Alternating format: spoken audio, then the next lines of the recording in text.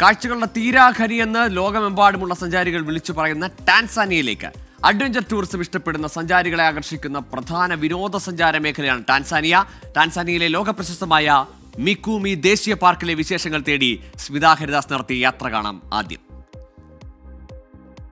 ഡാർസലാമിലെ മസാക്കിയിലാണ് നമ്മളിപ്പോൾ ഉള്ളത്. ഇവിടെ നിന്ന് മിക്കുമി നാഷണൽ പാർക്കിലേക്ക് പോവുകയാണ്. ഒരു 7 മണിക്കൂർ യാത്ര.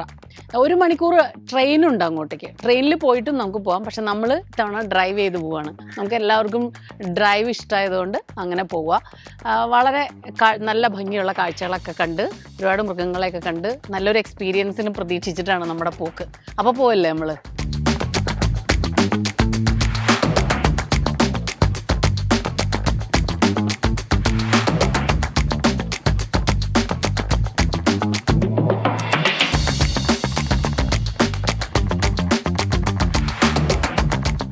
മനോഹരമായ ഒരു സ്ഥലമാണ്. നല്ല റോഡ്സ് ഉണ്ട്, നല്ല വീടുകള്. ഇവിടെ ഇപ്പൊ മാവുകൾ പൂക്കാൻ തുടങ്ങി. ചെറിയ ചെറിയ കണ്ണിമാവുകൾ നിറയെ, റോഡിൽ നിറയെ, സൈഡിൽ ഇങ്ങനെ മാവിൽ നിറയെ മാങ്ങ. ബ്യൂട്ടിഫുൾ ഒരു സ്ഥലം. ഞങ്ങൾ ഇനി എനിക്ക് തോന്നുന്നു ഏകദേശം ഒരു 100 കിലോമീറ്റർ കൂടി ഉണ്ട് മിക്കുമിയിലേക്ക്.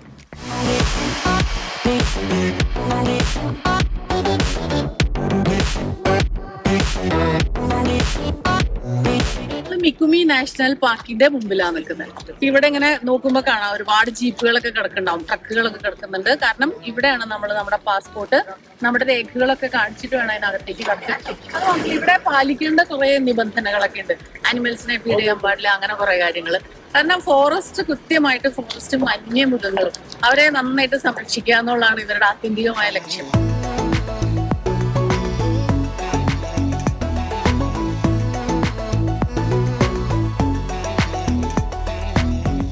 അപ്പൊ ഞങ്ങൾ ഇന്നലെ രാത്രി ലേറ്റായി ഇവിടെ എത്തിയപ്പോൾ, മിക്കുമിയിലെത്തിയപ്പോൾ. ഇവിടെ മാൻറ്റിസ് എന്ന് പറഞ്ഞൊരു ലോഡ്ജ് ഉണ്ട്.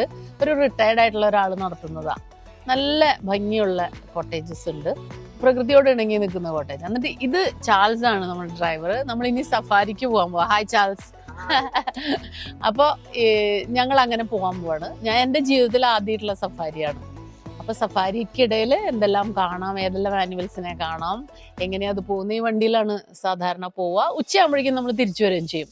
അപ്പോൾ നമുക്ക് സഫാരിക്ക് പുറപ്പെടാം.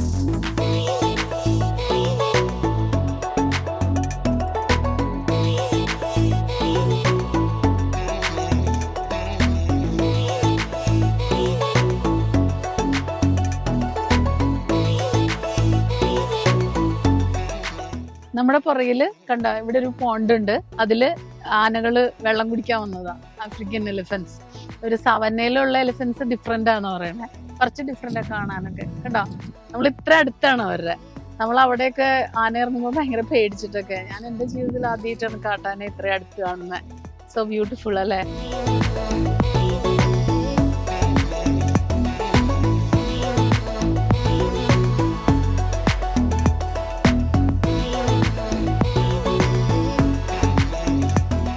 നമ്മൾ കുറേ ഇതിനകത്ത് യാത്ര ചെയ്തപ്പോൾ ഒരു പോണ്ട് കണ്ടു. പോണ്ടിന്റെ ചുറ്റിലും അതിനകത്തൊക്കെ ആയിട്ട് നിറയെ കിളികളുണ്ട്. Yeah, there is a crocodile also. Crocodiles are here and they live together with the hippos. Really? Yeah, they are friends.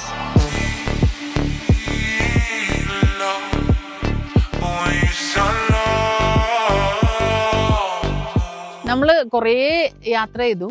Zebras, പിന്നെ ജിറാഫ്, പിന്നെ മാനുകള്. ഇടയ്ക്ക് ചില സ്ഥലത്ത് വലിയ ലിസാർഡിനെ കണ്ടു, ഓന്തിന്റെ വലിയ പിന്നെ ക്രോക്കഡൈൽസിനെ കണ്ടു. പക്ഷെ സിംഹമൊക്കെ ചിലപ്പോൾ ഇങ്ങനെ റോഡിൽ ഉണ്ടാവും എന്ന് പറയണേ. ഇപ്രാവശ്യം നമ്മൾ കണ്ടിട്ടില്ല. ചിലപ്പോൾ ഇങ്ങനെ കുറേ ജീപ്പുകളും ട്രക്കുകളൊക്കെ വരുമ്പോൾ ഓരോരോ സൈഡിലേക്ക് മാറിപ്പോണതായിരിക്കും. നല്ല ഭംഗിയുണ്ട്. സീബ്രാസിന്റെ കുട്ടിയൊക്കെ ഉണ്ട്, ചെറിയ കുട്ടിയുണ്ട്. പിന്നെ അതിന്റെ മുകളിൽ വന്നിരുന്ന കിളികൾ അവരുടെ മുകളിലുണ്ട്. അങ്ങനെ നല്ല രസമാണ് കാണാൻ. കുറേ എത്ര യാത്ര ചെയ്താലും തീരാത്ത അത്രയും ഉണ്ട്. സാവന്നാസ്, ആഫ്രിക്കൻ സാവന്നാസ്, സോ ബ്യൂട്ടിഫുൾ. കുറേ സ്ഥലങ്ങളിൽ നിന്നൊക്കെ ആളുകൾ ഇങ്ങനെ വന്നുകൊണ്ടിരിക്കുന്നുണ്ട്. നമ്മളിങ്ങനെ സഞ്ചരിച്ചുകൊണ്ടിരിക്കുക. എവിടെയെങ്കിലും സിംഹത്തിനെയൊക്കെ കാണാൻ പറ്റും എന്നുള്ള പ്രതീക്ഷയിൽ.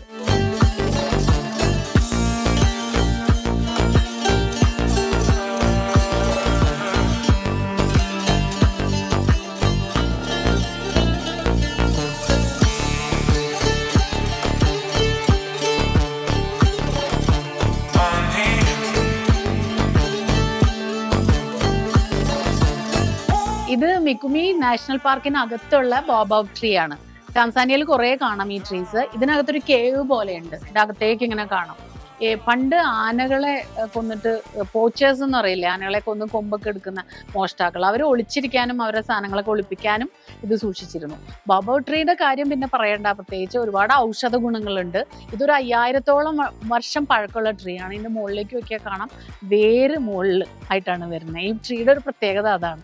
ട്രീ ഓഫ് ലൈഫ് എന്നാണ് ഈ ട്രീ അറിയപ്പെടുന്നത്. So beautiful.